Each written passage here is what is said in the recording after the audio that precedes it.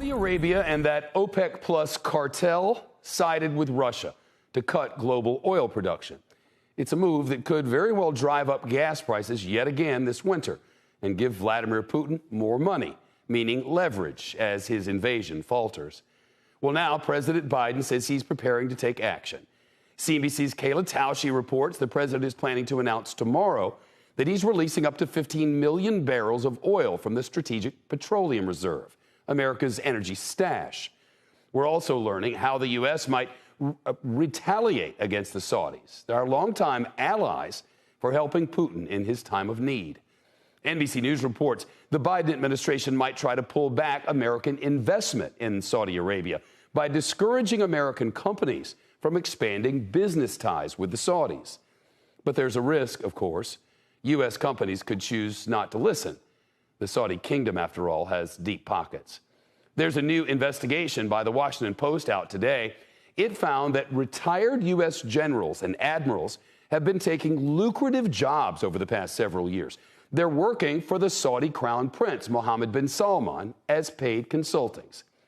MBS, the same man who ordered a hit squad to murder the Washington Post columnist Jamal Khashoggi, according to U.S. intelligence. Let's bring in the author, the article's co-author, the Washington Post investigative reporter, Craig Whitlock. Craig, thanks so much. You had to sue the State Department and branches of the military to get this through the Freedom of Information Act. What was the rationale for those parties keeping it private in the first place? Well, there wasn't much of a good rationale, Shep. They just didn't want the public to know about it. And it's important to underline that the documents we did obtain as a result of suing the government, these aren't classified records. They're records that a judge decided finally should be made public. And, the government just said this, they didn't think there was much of a public interest in knowing that retired generals and admirals had these high-paying jobs with foreign governments. We, of course, disagree, that the public very much ought to know who these people are working for, what they're doing, how much they're getting paid. But this is the first time anybody's been able to get their arms around how common this practice is over the last several years. You reported the obvious, that the murder of Jamal Khashoggi and the chopping him up and never find his body didn't stop anything about Saudi Arabia. But all of a sudden, what's the rationale now? Oil is king, I guess.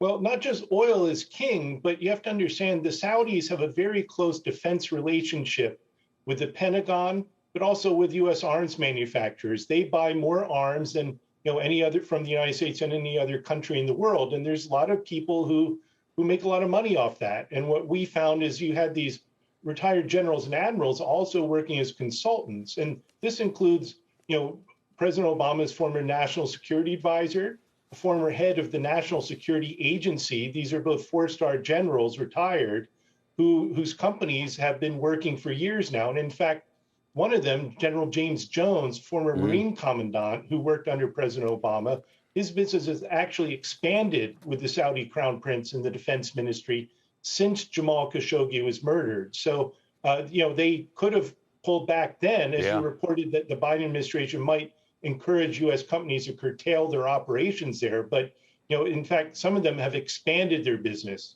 since Khashoggi was killed. These generals, they have to register and get approval for this kind of work. Quickly, did they? And was there a penalty? They did. No, and all these generals and other officers, they did the right thing. They got their paperwork through the Pentagon and the State Department. But what we found is actually the Pentagon and the State Department rubber stamp these applications. More than 95% of them get approved. So it really sounds like there's very little oversight over these requests, but it is entirely legal. Craig Whitlock, a fascinating article up on the website right now at Washington Post. Appreciate it very much, Craig.